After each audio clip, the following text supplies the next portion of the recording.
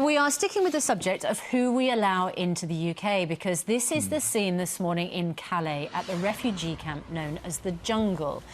Now, parts of this camp, controversial as it is, are going to be levelled today by bulldozers. The French government wants those evicted to move into converted shipping containers, with heating and electricity. But many refugees are reluctant to leave behind the community that they've set up. OK, so Oona Chaplin is here this morning to talk about that. She's been there. Also this morning, a court in London will hear the case of 4 children. They're living at the Jungle camp. They're hoping to be reunited with family members here in the UK. Now, you are a patron of Help Refugees UK. Also, you have a very famous grandfather, of course, Charlie Chaplin. You're big advocate of humanity he was as well. Yeah, so here's the thing, Oona. We spoke to you earlier, and you put up a very good analysis of what is going on in Calais.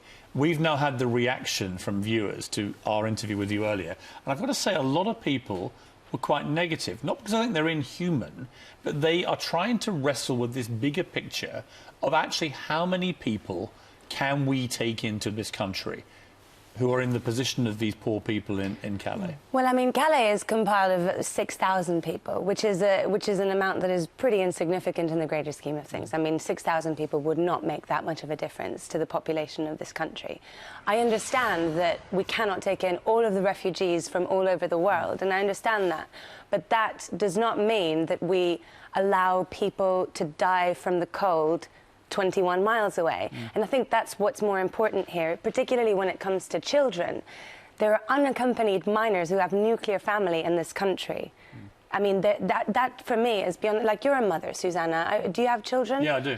You understand that if these kids are in the like frosted mud today, waking up in -2 degrees in a tent, that sort of transcends the sort of general asylum kind of law, surely. And what about the people who say nobody's going to be heartless enough not to feel for those children? Yeah. But they're in France. Why do they not claim asylum in France? Because those children have nuclear family here.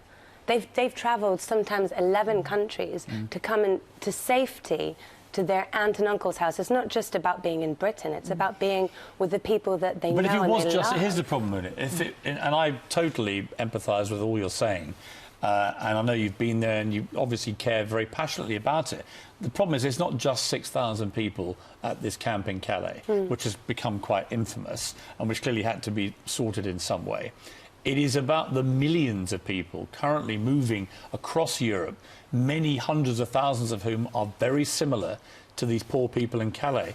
And it's a question of where are they going to go? And there's a massive political issue. I mean, the ideal, presumably, you said this earlier, is that they can go home. That's exactly what I was going to say. Is it's not about where do we put these people, where do we put these numbers, because that's not the question that needs to be answered here. Is how do we talk with these people that have a common enemy with us? A lot of them, like as I said before, I spoke to many people, Kurdish people, Afghan people, that collaborated with the British Army, that collaborated with the Allied forces against the people that we call terrorists, defending the values that we uphold as a society.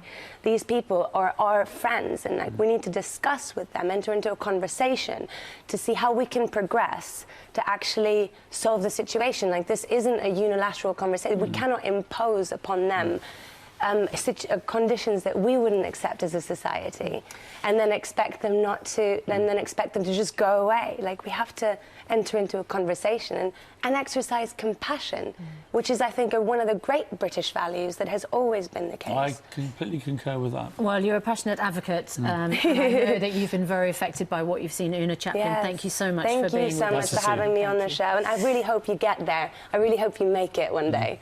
16 minutes past 8. Oona, thank you very much indeed.